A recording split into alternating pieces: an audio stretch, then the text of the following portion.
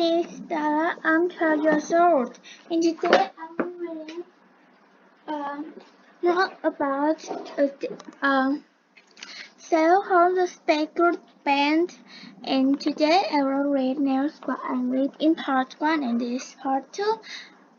And of course, said Holmes, please go on. That night there was a terrible storm, continued Mrs. Turner. The wind was howling and the rain was beating on the window. I couldn't sleep. Suddenly, I heard a dreadful scream. I knew it was Julia. I jumped out of the bed and ran into the corridor.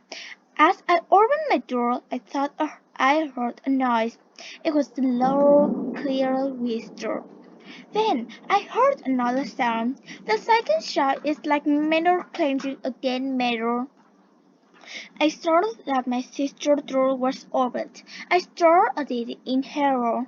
Suddenly, Julia appeared. She was standing in the doorway. Her face was white with terror. Her eyes were staring wildly, and she was swaying from side to side like a drunk person. Then she fell on the floor. Her body moved like someone in terrible pain. Suddenly she screamed these words.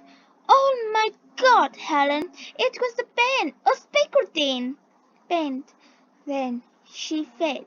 At that moment, my stepfather came out of his room. He ran down to the corridor to help Julia, but there was nothing he could do. My father went to the village to bring another doctor, but before he returned, poor Julia was dead. "How was your sister dressed?" asked Holmes. "She was wearing a night dress. In one hand she was holding a box of matches and in the other a burnt match. She had lit a match to see around her," said Holmes. "That could be important. Was the cause of her death ever discovered?" "No," replied Mrs. Journal. "Nobody could find how she died. Her body was not marked in any way. The door and the windows of Julia's room were locked. The chimney was built so that no one could climb down to the fireplace from the roof. No one could get in or out of her room, so Julia must have been alone in her bedroom." "But what about her strange words? The speckled band?" asked Holmes. "What do you think that means?" "I don't know," said Mrs. Turner, "but perhaps she means a band of people. Gypsies was camping near the house. Many of these gypsies wear handkerchiefs on their heads. These handkerchiefs are designed as birds and speckles. So perhaps Julia is trying to describe the band of gypsies." Holmes looked doubtful. "Please go on," he said. "Julia died 2 years ago," said Miss Turner. "Since her death, I've been very lonely. But recently, a dear friend of mine asked me to marry him. We're getting married very soon. But 2 days ago, some builders arrived at Stuart Warren. The builders started to knock a hole through my bedroom wall, so I had to move out of my bedroom and into Julia's room. I've been sleeping in her bed." Mrs. Turner stopped for a few moments. Then she said, "Mr. Holmes, that night I heard a terrible sound." "What was that?" I asked. It was a crystal detailed question, a low, clear whisper, the same sound Julia heard for the several nights before he died. "A dangerous enemy." Holmes and I looked at each other in astonishment. "What did you do?" asked Holmes. "I jumped out of bed and looked around me," replied Mrs. Turner. "But it was dark and I couldn't see anything. At daylight, I went to the station and caught the train to London. I knew I had to see you, Mr. Holmes. You are the only man who can help me. But I can't only help you if you tell me everything," said Holmes.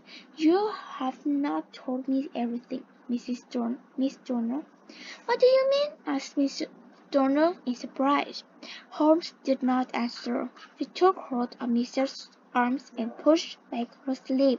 I saw 5 red marks on her arm. That were the marks of 4 fingers and the thumb. Somebody had hurt Mrs. Turner's arm tightly. Your father has hurt you badly, said Holmes. Turner's face became red. Mr. Roller is a very strong man, he said. He doesn't know how strong he is. Holmes stared into the fire without speaking. I knew he was thinking hard. I need some more information, he said at last. But we must move quickly. I want to go to Stockman today and examine his bedroom better. But your stepfather must not know about my visit. Dr. Rollock has important business in London today, says Miss Turner. He will be away from home all day. Excellent, cried Holmes. Will you come with me, Weston? Of course, I replied. Then, Mrs. Turner, we will arrive at Throckmorton early this afternoon. I must go now, says Miss Turner, but I feel much happier now that I have told you about my chamber. Goodbye. She pulled her veil over her face and left the room. Holmes leaned back in his chair. Well, question, he said, this matter is very strange. I don't understand it, I said. Hans Turner's sister, Julia, was alone in her bedroom. Nobody could get in or out. So how did she die? And that about the whisper in the night, said Holmes. Ain't the dying woman's words about speculations? Pain? I don't know, I said. Perhaps the band of Gillespie's. Sally, the door of our room was thrown open and a man appeared. He was so large and that his body almost filled the doorway. His face was red. His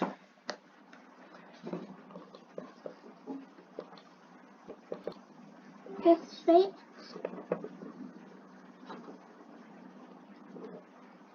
his, his face was red and his eyes were cruel. The man stared home. Then he looked at me. Which of you is Holmes? He asked shortly. That's my name, answered my friend quietly. Well, I'm Detective Roylott of Throckmorton, said the man. I know my stepdaughter's been here. I followed her. What has she been saying to you? Holmes was not afraid of the large man. He was not going to tell Dr. Roylott anything about Helen's journalism. So, he said politely, the weather is a little colder now, isn't it? Answer my question, shouted Roylott angrily. What has my daughter been saying to you?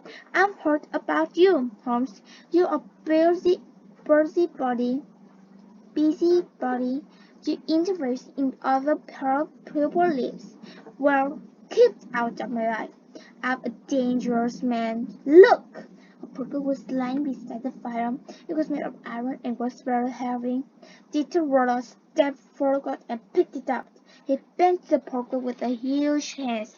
Then he threw it back into the fireplace. I'm warning you. Keep out of my life, he said again. Then he left the room.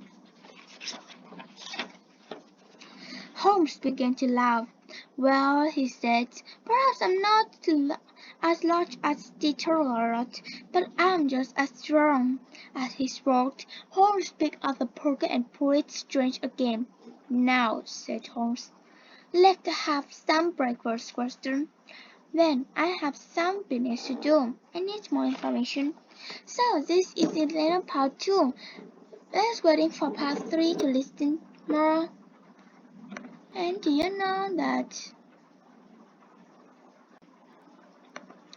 here is Robert?